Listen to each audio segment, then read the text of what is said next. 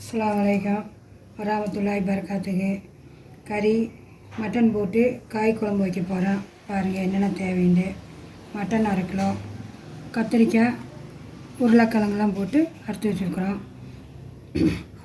வெங்காயம் பூண்டு இஞ்சி எல்லாம் அரைச்சி ஒன்றா வச்சுருக்குறோம். மஞ்சத்தூள், தக்காளி, வெங்காயம் தாளிக்கிறதுக்கு புதினா, மல்லித்தழை, பச்சை மிளகாய் இருக்குது. இதில் கரம் மசாலா, மல்லித்தூள், மிளகாத்தூள், ஜீரகம், மிளகுத்தூள் இவ்வளோதான். வாங்க வீடியோக்குள்ள போகலாம்.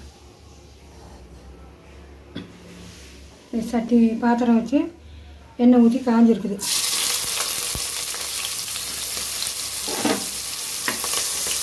கொஞ்சம் நேரத்துக்கு லைட்டாக வெந்தால் போதும். ஏற்கனவே உங்களுக்கு சொல்லியிருக்கிறேன், இந்த எண்ணெயிலே இந்த கறியை போட்டு வேக வச்சுன்னா கறி கரையாது. அப்புறம் எல்லா மசாலாவும் அப்புறம் போட்டுக்கலாம்.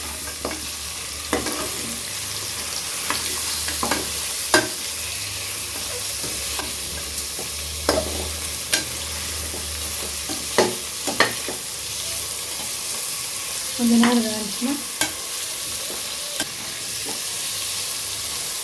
இது நல்லா கொஞ்சம் நேரம் எண்ணெயில் வேக வச்சு நம்ம அப்புறம் மற்ற மசாலாலாம் போட்டோம்னா நம்ம எப்படி இப்போ கறி போடுறோமோ அதே மாதிரியே இருக்கும். இப்போ வெங்காயம் பூண்டு இஞ்சி மல்லித்தழை புதினா எல்லாம் போட்டு அரைச்சிருக்கோம். அதனால் பச்சையாக இருக்குது. மஞ்சள்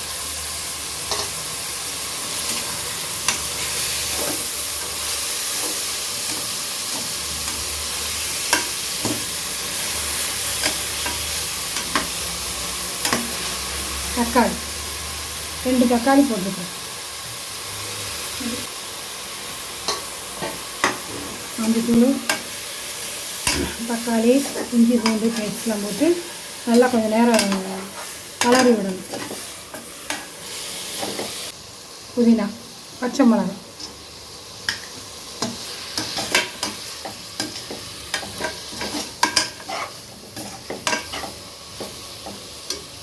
இது ஜீரக மிளகுத்தூள், மிளகாத்தூள், மல்லித்தூள், கரம் மசாலா.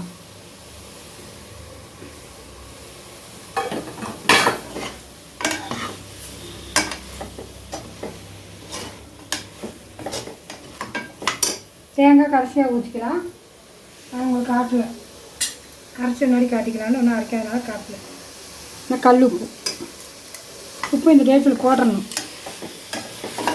இப்போ கறியில் உப்பு பிடிச்சி வந்துடும் எண்ணெயில் வெந்திருக்கிறதுனால.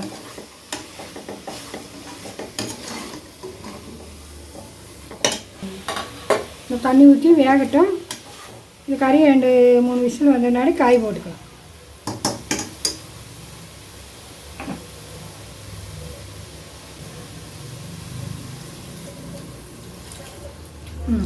வெந்த முன்னாடி அப்புறம் கத்திரிக்காய் உருளைக்கிழங்கெல்லாம் போட்டு நல்லா அது ஒரு விசில் வந்த முன்னாடி தேங்காய் ஊற்றிக்கலாம்.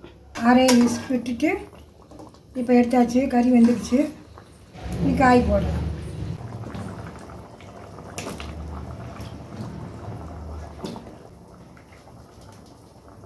பாருங்கள், இப்போ காய் கொஞ்சம் உப்பு போட்டுக்கலாம். இப்போ கறிக்கும் போட்டுருக்குது. காய்க்கு கொஞ்சம் போட்டுக்கலாம். இந்த தேங்காய் ஊற்றிக்கலாம். புளி வேணால் கொஞ்சம் வேண்டாம் ஊற்றிக்கலாம், நின்று விட்டுடலாம். நல்லா எண்ணெய் பிரிஞ்சு வெந்துச்சு பாருங்கள். கத்திரிக்காயெல்லாம் அப்படியே இருக்குது. நம்ம வேணுண்டா உடச்சிக்கலாம், இல்லை அப்படியே போட்டு எடுத்து சாப்பிட்டுக்கலாம். கத்திரிக்காய்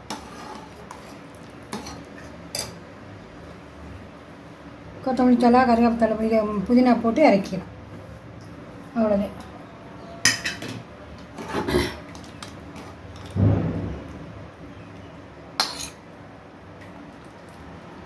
காய் அப்படி சாப்பிட்றவங்களுக்கு இப்படி இருந்தால் நல்லா பிடிக்கும்.